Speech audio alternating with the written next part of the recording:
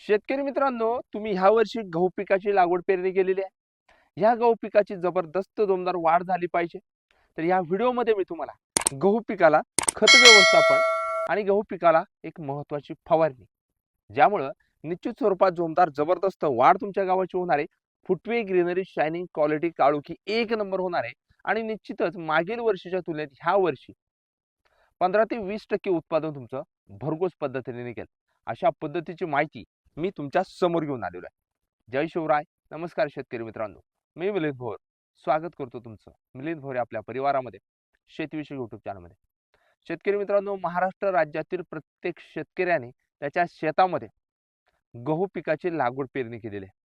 काही शेतकऱ्यांनी फक्त घरच्या पुरता आपला गहू होईल ह्या आशेने गहू केलेला आहे.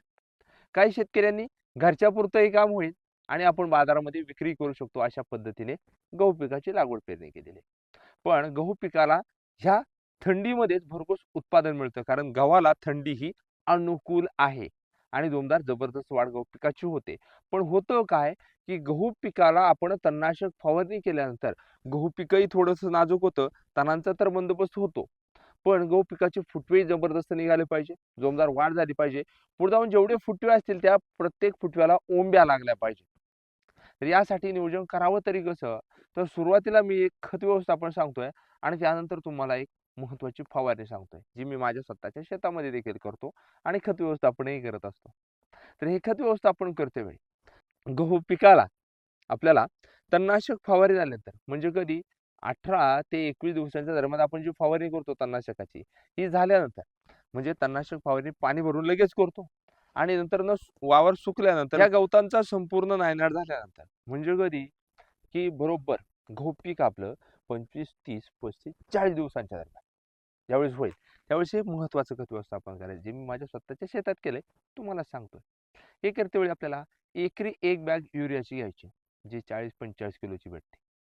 यामध्ये 24-24-0 एक खत आहे, 25 किलो घ्यायचे.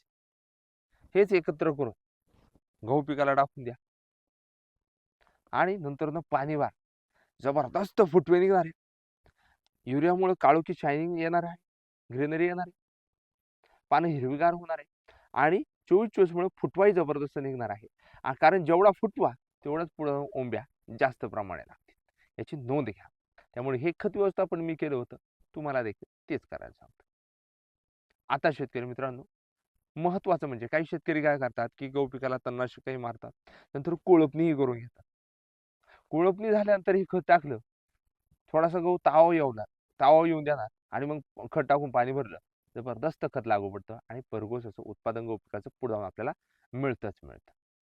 आता हे झालं गहू पिकाला खत व्यवस्थापन. पण गहू पिकाला एक फवारणी देखील आपल्याला अपेक्षित असते. त्याचं कारण म्हणजे काय होतं, गहू पिकाची पानं पिवळी पडणे, तांबेरा रोग येणे, जो काळा मावा आहे हा अटॅक करतोय. तर याच्या नियंत्रणासाठी आपल्याला खत व्यवस्थापन झाल्यानंतर बरोबर गहू पिकाला 25, 30, 35, 40, 45 दिवसाच्या दरम्यान फवारणी करते वेळी कोणती करायची माहिती आहे का? साप पावडर घ्यायची प्रतिपंपासाठी 40 ग्राम. यामध्ये बायोटाईक्स घ्यायचे 40 मिली. यामध्ये 11-36-24 ही ग्रेड घ्यायची 100 ग्रॅम प्रतिपंप आणि प्रोपेक सुपर काळ्या मावाच्या नियंत्रणासाठी 30 मिली याप्रमाणे. हे घेऊन तुमच्या गहू पिकाला फवारणी करा. आधी पाणी भरा, नंतर ही फवारणी करा. जबरदस्त रिझल्ट आल्याशिवाय राहणार नाही. कारण मला जो अनुभव आलाय तोच मी तुमच्यासमोर सांगतो. त्यामुळे शेतकरी मित्रांनो, भरपूर शेतकऱ्यांना गहू पिकाची लागवड पेरणी केल्यानंतर उत्पादनाची अपेक्षा असते. गहू पिकाचा फुटवा अपेक्षित असतो. गहू पिकाला ग्रेनरी शायनिंग असते, कारण गहू पीक जेवढं लसलशीत असेल, हिरवंगार दिसेल, तेवढंच पुढे उत्पादन भरघोस निघतं आणि काळ्या मावाचं जेवढं नियंत्रण मिळेल तेवढंच गहू पिकाचं उत्पादन वाढतं. त्यामुळे ही महत्त्वाची माहिती मला तुम्हाला सांगायची होती आणि हीच मी तुमच्यासमोर घेऊन आलेलो आहे. ही जर आपली माहिती आवडली, अजून देखील मिलिंद भोर यूट्यूब चॅनलला सबस्क्राईब केलं नसेल, सबस्क्राईब नक्की करायचं आहे. घंटावलं ठेवण्याचा प्रयत्न करायचा आहे. तुम्ही आपली ही व्हिडिओ कुठून, कोणत्या तालुक्यातून, जिल्ह्यातून, गावातून पाहता, कमेंट्स नक्की करायची. धन्यवाद. जय जवान, जय किसान.